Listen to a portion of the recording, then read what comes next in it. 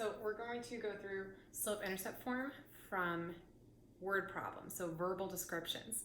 And usually I think kids have the toughest time with this just because they haven't been able to identify what those key words are that would tell them if it's a multiplicative number value or if it's an additive value.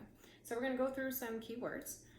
When it comes to what you're looking for your multiplicative, which I know is going to be my m, because if you notice your slope is multiplying your x.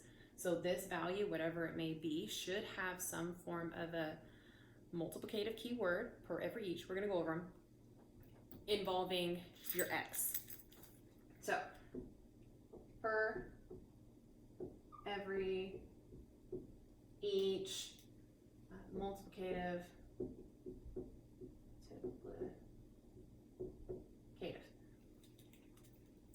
through these examples, I'm probably going to add more to it. So as you're writing them down, now this may be all that's on my window, but when we're going through the keywords, I'll have you keep adding them if we find any different ones. And then when it comes to your additive, that is always going to be your b. If you notice, it has an addition sign, so I know I'm adding this value. So when I'm going through my word problems, when I come up with two different numbers and I'm trying to figure out which one's multiplying, which one's adding, I'm going to try to find keywords such as a fee, addition, plus, or if something is like a one-time charge, it's like one-time charge stuff.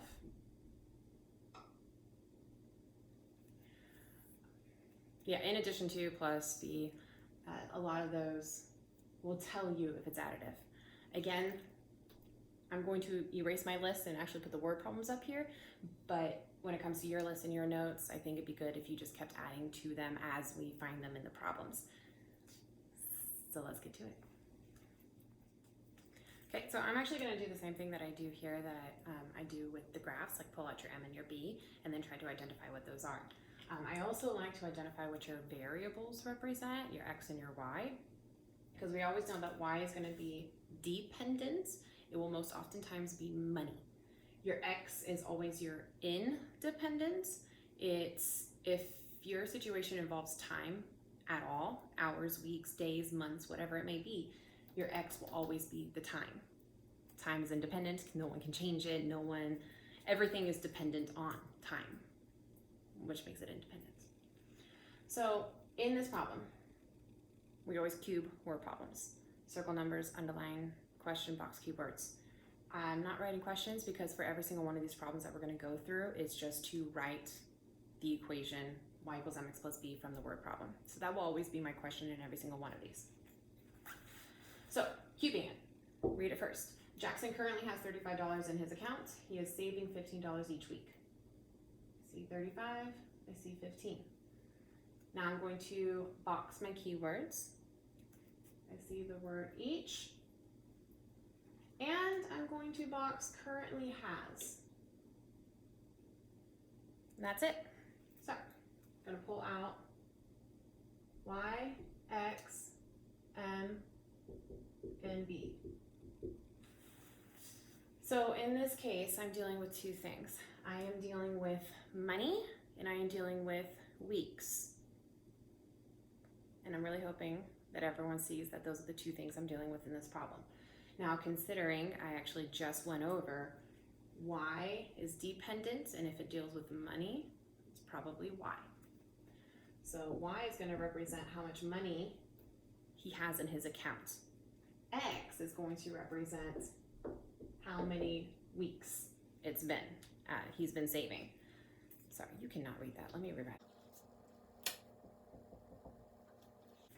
My M and my B, I'm looking for the multiplicative words and the additive words that tell me which value is which. So I see the word each. So this should be 15 times week. Now, that tells me that 15 has to be my M because my M is multiplying my X. And in this case, this M is multiplying X. I hope that we see that. So M in this case is going to be 15, which forces 35 to be my additive, but I want to go over Y. So I boxed the words currently has because when you are starting with something, that is also your additive. Because if we actually thought about this and we put ourselves in this position, you have a bank account and you currently have $35 in that bank account. That's what you're starting with. That's your beginning, right? That's what you begin with. B for begin. And then I'm adding to it every week. So, after 2 weeks, let's say, after 2 weeks, I put in $30 and I already had 35. So I would have to add that. So first I would multiply 2 times 15 and then add that 35. So I would have $65 in my account. But to put this in our equation, once you get here, pretty simple. Y equals M X plus B.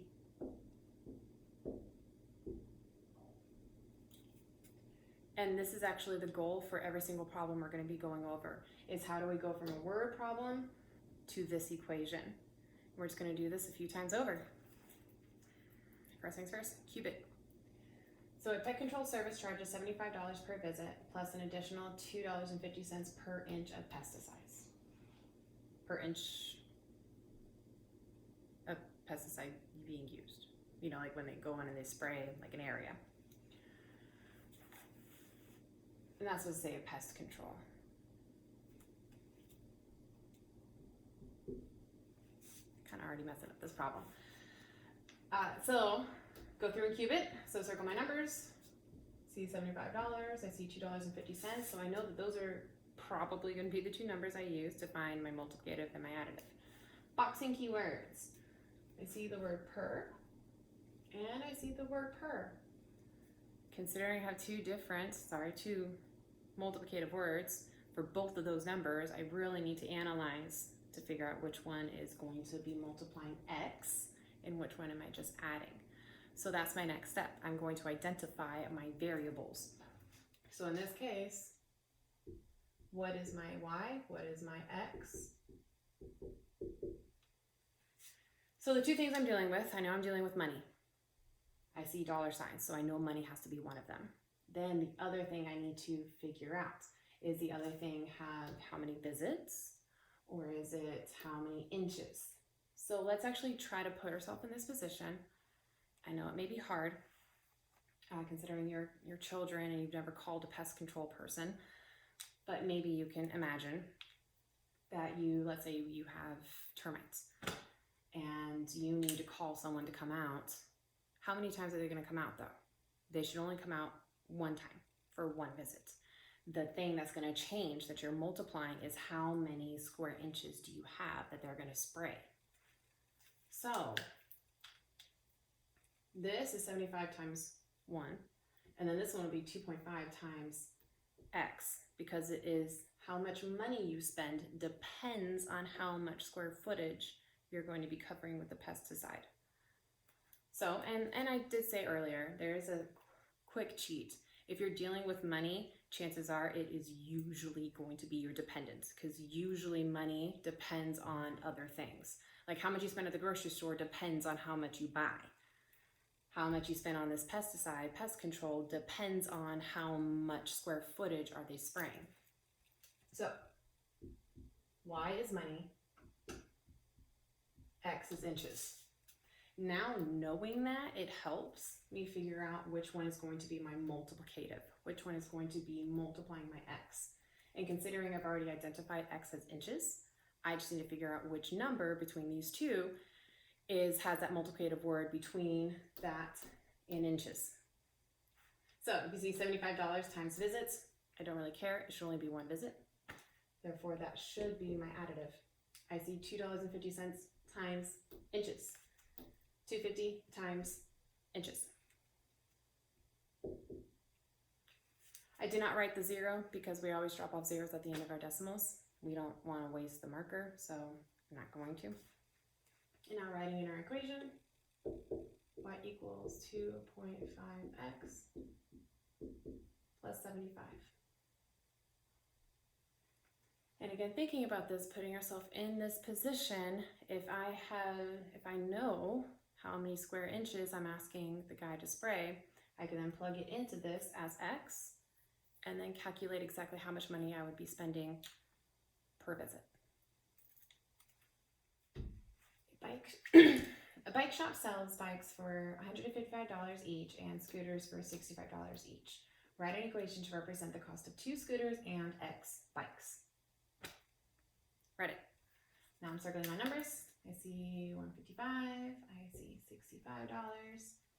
Now underlining my question, because I actually have one now. I'm going to write an equation to represent the cost of 2 scooters and X bikes. I'm going to box my keywords. I see the word each and each. And then there's no unnecessary information to eliminate. Now I'm going to pull out my Y, X, M, and B so I can identify all of those things.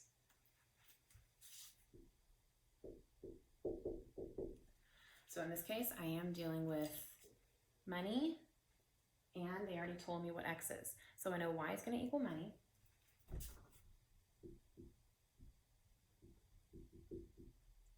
And X is going to represent the amount of bikes because it literally says and X bikes. So I know that X is going to represent my number of bikes. So therefore, my multiplicative, again, both of these numbers have a multiplicative word following it. So now that I've identified what my variables are, I'm looking for the number that's multiplying bikes, which is my 155. Because I see bikes are for 155 each. So I know that I'm going to be multiplying 155 times however many bikes I'm going to buy. Now my B, what I'm adding are my 2 scooters, because I will add that into my cost. So I know that scooters cost $65 for one of them, but if I'm getting 2 of them, I would double that. And yes, do it in your head, mentally, because I know all of you can. So double 65 in your head. The way that I would do this easily is double 60 and then add 10, because you know 5 doubled is 10.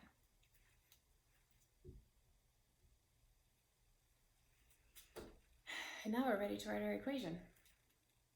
So Y equals 155 times the amount of bikes I'm going to buy plus the $130 that I spent on my 2 scooters.